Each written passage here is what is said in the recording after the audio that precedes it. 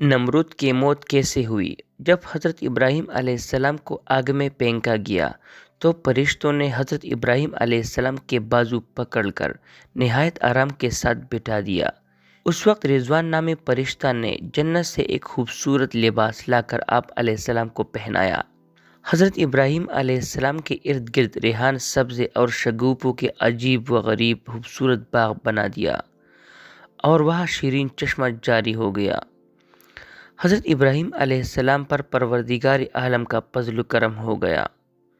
हज़रत इसराफील अलैहिस्सलाम हर सुबह शाम अल्लाह के हुक्म से लजीज किस्म का खाना जन्नत से पहुँचाते। कमाल की खुशी और बेगमी का वक्त गुजरता। 7 रोज़ के बाद नमरूद ने समझा कि आग बुझ गई होगी। ऊंची महल पर चढ़कर रोज़ाना नमरूद देखता और हज़रत इब्राहीम अलैहिस्सलाम के ज़िंदा रहने से खौफ करता कि अगर अपने खुदा की मदद से जिंदा निकला तो मुझ पर और मुल्क पर आफत आम पड़ेगी। और कभी कभी अपने दिल का ये डर अपने साथियों से बयान करता। इसके साथी उसको तसल्ली देते कि अगर इस आग में संग हरा भी डाला जाए तो वो भी पिघल जाएगा, क्योंकि ये आग इतनी ज़्यादा शदीद है। एक दिन नमरूद ने बड़े गौर से अपने महल पर से देखा कि हज़रत इब्राहीम अलैहिस्सलाम के इर्द गिर्द उम्दा गुलिस्तान है और शीरीन चश्मा वहाँ जारी है। नमरूद निहायत हैरान होकर इज़्दिराब और परेशानी से सरगर्दान हुआ और कहा, ए इब्राहीम, तुझ पर इस आग को किसने गुलजार कर दिया? हज़रत इब्राहीम अलैहिस्सलाम ने जवाब दिया कि ये मेरे परवरदिगार का ये अदना सा असर है। नमरूद ने कहा, जिसकी कुदरत का ये अदना असर है, बिल हकीकत वो बड़ा परवरदिगार है। 40 या 50 दिन हज़रत इब्राहीम अलैहिस्सलाम उस गुलजार में रहें। आप अलैहिस्सलाम फरमाते हैं कि ऐसा खुशी का वक्त मैंने सारी ज़िंदगी दोबारा नहीं देखा। इसके बाद हज़रत इब्राहीम अलैहिस्सलाम उस राग से जो पहाड़ के मानिंद था बाहर निकल आए। असर नौ नमरूदियों को वेज़ और नसीहत शुरू की। नमरूद ने चंद दिन की मोहलत मांग ली तो उसके वजीर ने कहा, कितनी मुद्दत तूने हुदहुदाई की, अब दूसरे के बंदगी इख्तियार करता है और अपने लिए शर्मिंदगी और रुसवाई इख्तियार करता है। आखिरकार नमरूद ने हज़रत इब्राहीम अलैहिस्सलाम के सामने इनकार कर दिया और कहा, मैं तेरे रब की रज़ा के वास्ते कई हज़ार गायें, बकरियां और ऊँटों की कुर्बानियाँ देता हूँ। तुम अपने परवरदिगार से कह दो कि वो मुझसे इंतकाम न ले। हज़रत इब्राहीम अलैहिस्सलाम ने फरमाया कि ईमान के बग़ैर कुर्बानियाँ कबूल नहीं होती, फिर भी तेरे वास्ते दो सही होगी।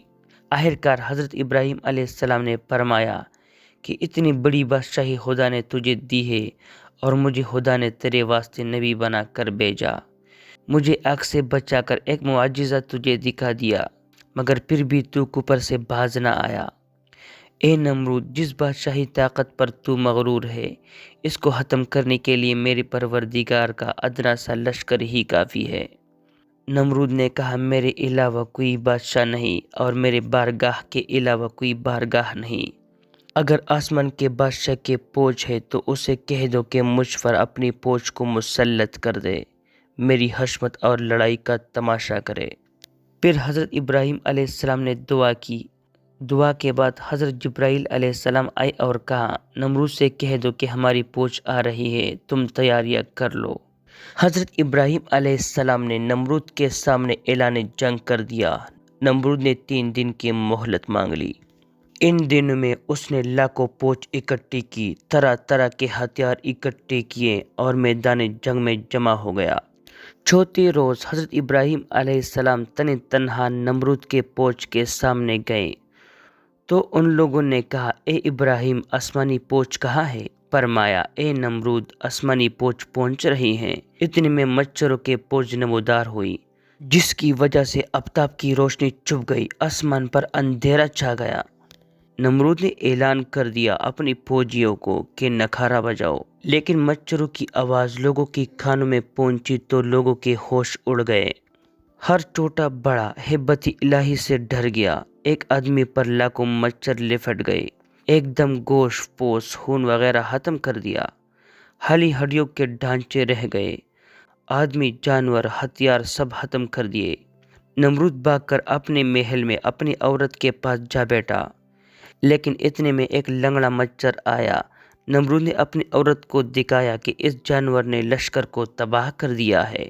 اسی آسنا میں وہ مچھر اس کے ناک میں گھس گیا اور دماغ کو چاٹنا شروع کر دیا۔ نمرود پتھر سے خود کو مارتا، محل کی دیواروں سے اپنا سر پیٹتا۔ وہ بادشاہ جس نے خدائی کا دعویٰ کیا تھا، وہ بادشاہ جو ساری دنیا کا بادشاہ تھا، وہ بادشاہ جس نے ساری دنیا پر ظلم ڈھائے تھے، آج اس بادشاہ کا یہ حال تھا کہ جب تک اس کے سر کو جوتے نہ پڑتے اس کو قرار نہ آتا۔